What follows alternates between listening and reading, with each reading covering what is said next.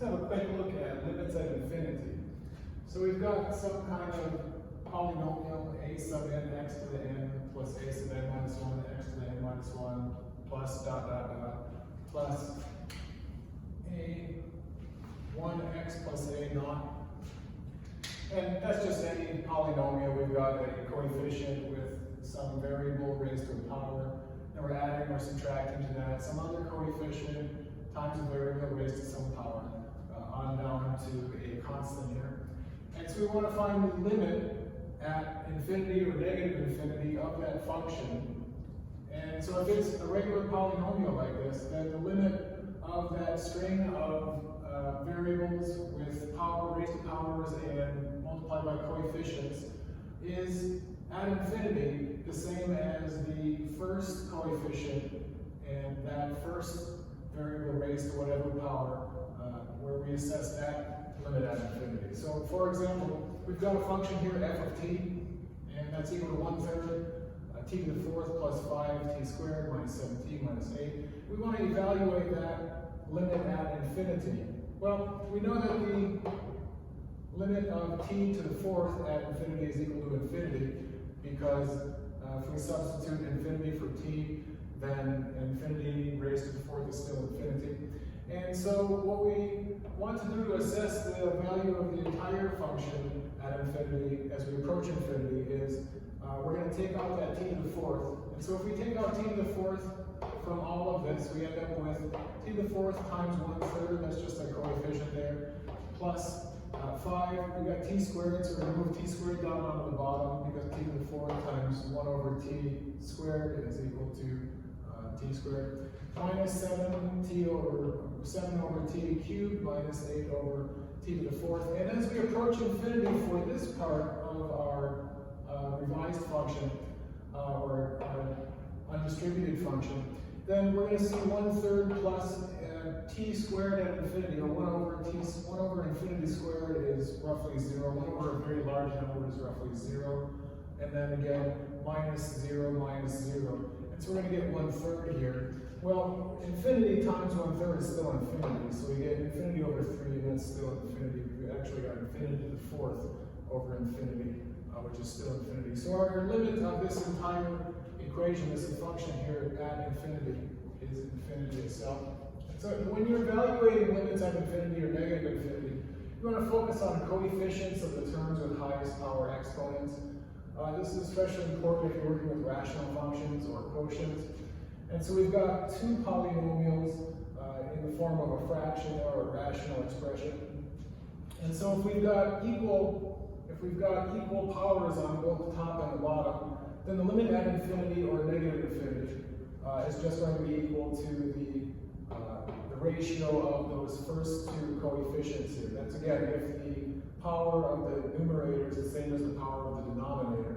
And so for example, we want to take the limit as x approaches infinity of 8x minus 3 over negative 5x plus 7.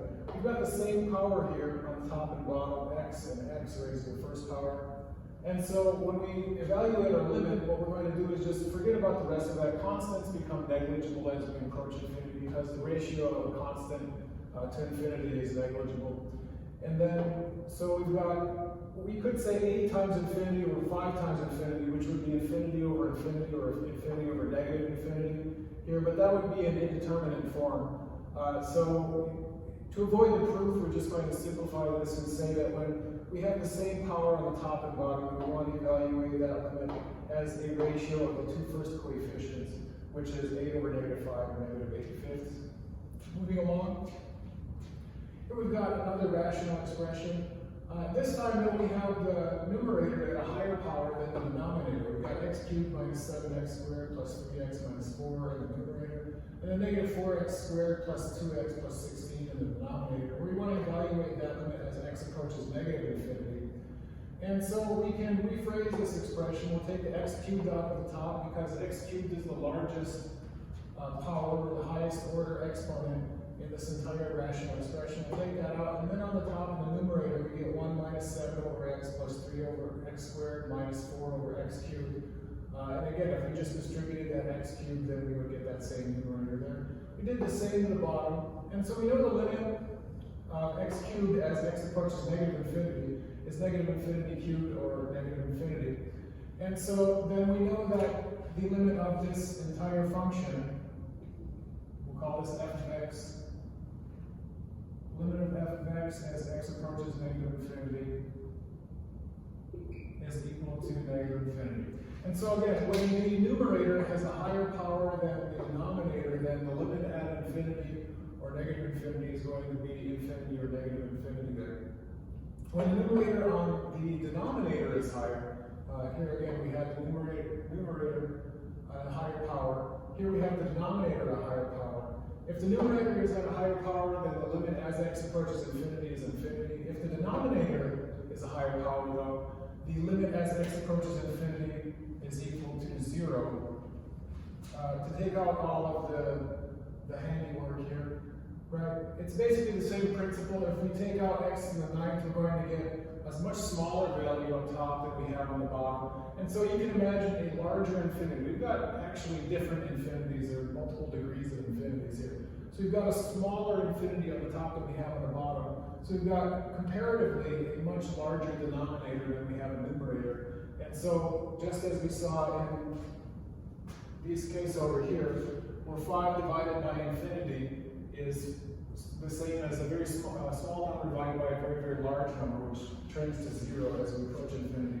And so we've got a relatively smaller numerator divided by a relatively large denominator, or infinity on the bottom, and 1 divided by infinity is a very, very small fraction, roughly equal to 0. And so then our rules here, basically, are when the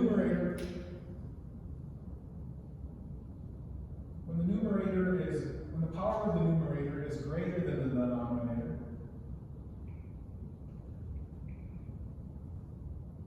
then the limit as x approaches infinity, as we saw in this case, is equal to infinity. When the denominator, we'll just call it d, when the denominator has a higher power than the numerator, then the limit as x approaches infinity is equal to 0.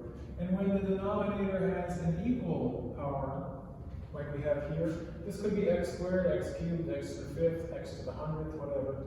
But when the denominator has an equal power, or equal magnitude or order to as the numerator, then the limit as x approaches infinity is the ratio of the coefficient, first coefficient on the top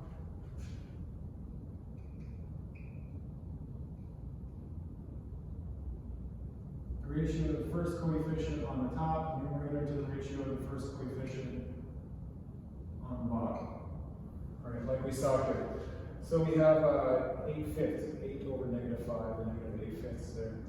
Another example, again, if you had x to the 7th over x to the 7th minus 5 over 5x to the 7th plus 7, then that limit would be the ratio of the coefficients, or 1 over 5. All right? So quick review. When evaluating limits at infinity, you want to pay attention to the coefficient of terms with the highest power exponent, right? If you have just a regular polynomial, then you're going to work with the leading coefficient and the leading exponent here. In fact, the coefficient itself becomes negligible, so work with the leading exponent there. And if you're working with rational expressions, which are more common, then pay attention to the leading coefficient of the highest power term. If the numerator has a higher power than the denominator, then the limit at infinity is infinity. If the denominator has a higher power than the numerator, then that limit is equal to 0. If they are the same, then you're evaluating the ratio of those leading coefficients. Okay? Thank you.